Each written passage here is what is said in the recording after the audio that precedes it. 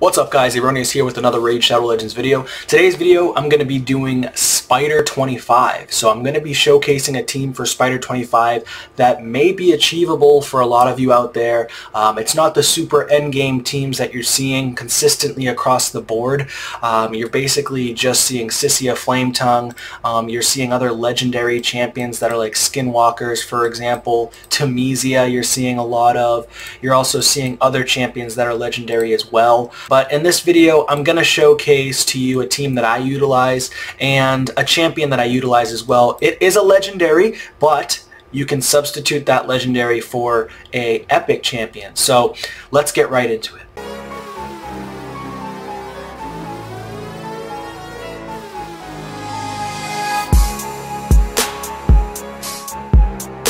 Alright guys, so I'm going right down the line here to stage 25, and as you can see right here on over my left shoulder, I do have a run time of 54 seconds, so that's not too bad, and I've run this I'd say about 22 times, and over those 22 times of running it, I lost 2. Alright, so here's the team that I'm going to be utilizing. So I've been utilizing this team here, and I did do it in a team setup. So I'm just going to showcase to you really quickly what I added here. So I'm using Ignatius. Now you don't have to use Ignatius. This is the legendary that I am using, and you will see a lot of people use legendary champions for stage 25. I'm using Ignatius. You can definitely substitute Ignatius for the epic champion, and that epic champion is Mordecai. So if you guys have Mordecai built out, you can utilize him in the lead instead of Ignatius if you'd like. But preferably you'd want to put like Achak the Wenderin in the lead, because Achak does have the passive, aura, I believe 25% in all battles. I'm wondering why Plarium doesn't have the auras here. They should add the auras just so we can see that, and then we can put them in the lead over here, because I don't think you can see the auras from here. Yeah, you can't see the auras from here. So it would be nice if Plarium actually added the auras right down below. It doesn't need to be an ability that you can utilize. They can just simply put next to the instructions NA, something like that.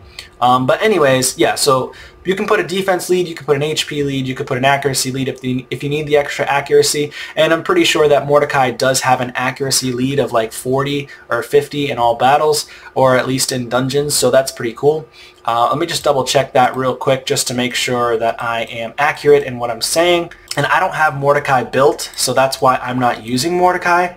I got Ignatius a long time ago, well before I got Mordecai, because I've been playing this game for a long time.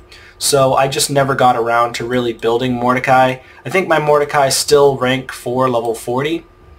Let me see if I can even find him. Here he is. So my Mordecai is rank 4, level 40. He has accuracy in all battles by 40, so that's not too bad. You can put him in the lead, especially if you're starting out in the game. You're a little bit earlier on in the game. If you're earlier on in the game, then probably this isn't going to work for you, because this is stage 25. Stage 25 is supposed to be for endgame players. I'd like to consider myself an endgame player, as I did reach the goal of getting Lydia. So without further ado, I am going to go ahead and play this through. But like I said, I did do the team setup. The team setup is Ignatius starts with the A3, turn to Ash, attacks all enemies, places HP Berman, and it can't be resisted.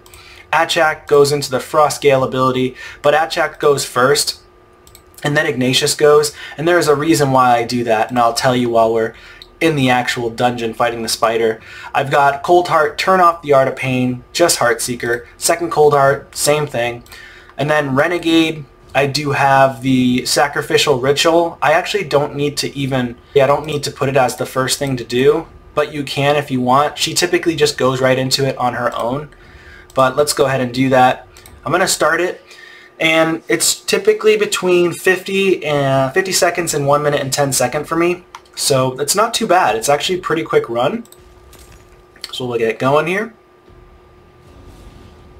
Alright, so as you can see, we've got the Achak doing the freeze first, because the reason why we do that is because I want to make sure he freezes all those spiders, and then 2 more spiders will then drop down, and he's getting the HP burn off on all the spiders, not just 1, 2, 3, 4, 5, 6, 7, 8. He's getting it off on 10 spiders instead. So then after that, Then Achak goes in again with the Frost ability and then freezes the rest of them. Now Achak doesn't have a 100% chance to proc the Frost on everybody, but So there's going to be times where you do unfortunately lose unless you have crazy gear. So I have gear, they're geared enough to win very consistently, but they're not perfect. So I have room for growth in this build. I can probably get this build as low as 50 seconds, maybe even shorter if I'm lucky. I think I have counterattacks for the masteries on 2 of my cold hearts, so you don't want to do counterattack masteries if you can help it. Counterattacking is just going to stretch out the length of time for you to win. So I did win that in 54 seconds, as I did that before several times. It's a pretty quick win. I mean, like I said, all the damage is coming from the HP burn, to be honest with you. Let me just move out of the way here. So you can see right on this side of me, 7.5 million damage from Ignatius. Again, all you would need to do really is put in Mordecai. So my Ignatius is 198 speed. And if I were to throw in Mordecai, could he do it? I don't know, because he's only level 40, unfortunately. But personally, I would not put Mordecai first. But let me just see to showcase that it probably won't work because Mordecai is so weak. And also because Mordecai is not fast enough. He's at 182 speed. And one of my cold hearts is actually faster than him. So it all depends on speed as well. So more than likely this wouldn't work. The good thing about Mordecai also is he has the Times Undoing ability, 75% chance of decreasing the turn meters of all enemies by 15%, and fills the turn meter of all allies. So that's really, really good. Again, I don't have Mordecai booked out. I don't have him upgraded. I just put some gear on him, just enough to kind of land abilities, but he's not fast enough yet. His gear's not leveled up. So eventually I'll probably switch out Ignatius for Mordecai, and it'll work just fine. Unfortunately, you do need 2 cold hearts to do this, because the cold hearts are going to help with the Heartseeker ability, and with the Heartseeker it decreases the target's turn meter by 100%, and that's going to be on that big giant spider. So you really, really want to make sure you have 2 cold hearts to do this pretty consistently. I'm going to just waste... I will waste some energy for you real quick. The first thing I would want to do personally is the Heavenly Flames. The other thing is, because he's not booked out, it's not a 100% chance of placing the burn. It's not the same as Ignatius, so Ignatius is booked out, so Ignatius has a 100% chance to land. That's the other reason why I don't use Mordecai, because if you don't have a 100% chance, the likelihood of you getting the burn on all those spiders is a lot lower, and then you have a chance of dying faster because of it. And this run will probably lose just because of that. I could get super lucky with RNG, but the chances of that happening are pretty slim to none. So here we go. I'm just going to showcase you Mordecai, not booked, anything like that. The thing with Mordecai is that he does have that decreased turn meter, which is really nice. So there you go. Mordecai doesn't actually hit, so he just places the ability, and that's the reason why Mordecai is really good. But again, the issue is, see, there you go. He used his Time Undoing ability, which is nice, so it gives us a little bit of extra time. But the thing is, because he's such a low level, I don't know if I'm going to be able to beat him. And he does have a decreased turn meter there too, so that's nice. We'll see if we can even beat it. I doubt it, because my Cold Heart here wasn't even able to get the second ability off. And just because of that, we lost. And she has the counterattacks, which takes even more time. Counterattacks on your Cold Heart is really good for the Fire Knight, but not good for Spider if you want to have a faster time. So because I have 3 Cold Hearts, but I only utilize 2 right now because my third one's not built. And there you go. Yes, Mordecai will still do a lot of damage right here, 4.25 million. But the thing is, he's not tanky enough, he's not speed tuned, and that's why I don't use my Mordecai right now, and I kind of have to use my my Ignatius. Another champion you can utilize is actually a defense-based champion, Demon Spawn, and his name is Akko the Seared. So you actually get this guy from normal Doom Tower. You do have to play the game for quite a long time to get this guy. I didn't really want to showcase this guy because, again, you have to play the game for, I'd say, at least a year or more in order to get this guy from normal Doom Tower. So really good reviews, as you can see. He's meant for Spider's Den. Probably... maybe a really great substitute, and maybe even better than Ignatius. Let me just double check though. So he does have a fear ability on his passive, 10% chance to place a fear debuff on an enemy for 1 turn whenever they receive damage from HP burn debuff placed on themselves. Now the thing is, that caveat to this is you have to book him out. HP in all battles as well, which is super helpful for survivability in dungeons, especially spiders. Attacks all enemies on the A3, 50% chance of increasing the cooldowns of all skills by 2 turns on enemies under HP burn debuffs. That doesn't really matter. Also places a shield buff equal to 20% of this champion's max HP on all allies for 2 turns. Instantly activates this skill when this champion is revived by Rian the Conjurer. It's a defense-based champion, so he's going to be tanky. He's going to be able to absorb a lot of damage from those spiderlings. I do recommend putting him in a provoke set or a stun set to help you guys out in Spider's Den. And I would mainly build this guy specifically for spiders or dungeon waves or Doom Tower wave content. Now the reason why this is so good, again, is because of that shield buff on equal to 20% of this champion's max HP on all allies for 2 turns. That's going to help your allies to survive longer, and that's why he's going to be better probably than Mordecai and Ignatius potentially on stage 25 or 24. This guy's really good, like really good.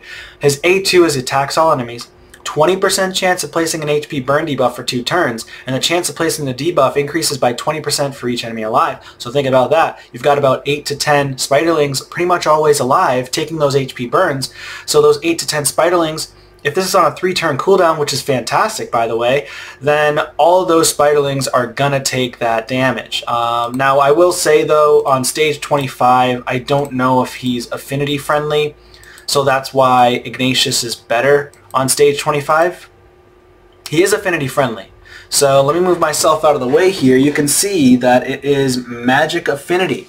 So because it's magic affinity, he is not going to weak hit, so that's fantastic.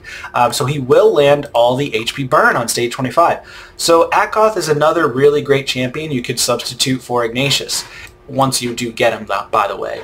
So that's the only caveat for Akko this year. But yeah, there you have it, guys. That's the team. That's the Spider 25 team. It runs pretty consistently. Again, I barely lose with that team, and you can utilize that team too. If you have Ignatius, of course, great, but if you don't have Ignatius, totally understandable. You can use Mordecai, but you need to make sure he's maxed out. And you probably want to make sure you max out all your champions. Mine aren't even fully maxed yet. Level 50 Cold Heart, level 50 Renegade. I'm looking to rank up my Cold Heart first, and then that'll speed up my time a little bit more. Probably get to 50 seconds or lower, hopefully. But again, all I do is put the turn to Ash on, so he does that ability first. And this kind of does save us too, the Battle Shout. The Provoke helps a lot, but I don't necessarily need the Provoke. I just need to be able to land all the HP burns. So let me just showcase to you the champion's gear. So Ignatius, I did put in a lifesteal set here. Ignatius has 198 speed. He does have some damage. You don't need damage on him. In reality, you really just want high HP, high defense, good accuracy, and good resistance, at least 250 plus resistance. So if he does tank those spiders, then he's going to resist the poisons, and then hopefully he's going to basically do the HP burn, attack all enemies ability, or the provoke ability, which is attack all enemies, and just heal himself right back up. So the next champion here that we have is Akko. Akko, I've gotten so much random gear right now. It's not even leveled up either. But he has 48k HP, 2500 defense, just about 237 speed. The reality is you want him to be the fastest on the team. 237 right now. If I can get it to 250, that's even better. I got him in 275 accuracy, 200 resistance. I would like to see that at 250. So once I get him fully booked out and fully mastered, he'll probably have the resistance as well to help him out a little bit more. The cool thing about Akko, again, is he has this freeze and HP burn ability. You can take a look at it. I'm not going to read it out to you, but just take a look at Akko when you get a chance. Also places a block debuffs buff on all allies for 1 turn, and a strengthen on all allies for 2 turns. Very helpful for keeping everybody alive, and heals all allies by 5% of their max HP every time an enemy under HP burn debuff gets a turn. So super helpful. Akko is a fantastic champion for that. The next champion, of course, is Cold Heart. You guys know about Cold Heart. You guys know about Renegade as well, but just in case you don't know about Renegade, she does have the Sacrificial Ritual, which decreases the cooldown on all ally skills by 2 turns. And it doesn't affect this champion, but only the other champions. This champion will receive damage equal to 30% of their max HP, even if it kills this champion. So there you have it, guys. That's the team. Thank you guys so much for watching. Really appreciate it. Leave a like, comment, and subscribe to the channel if you haven't already. And take care.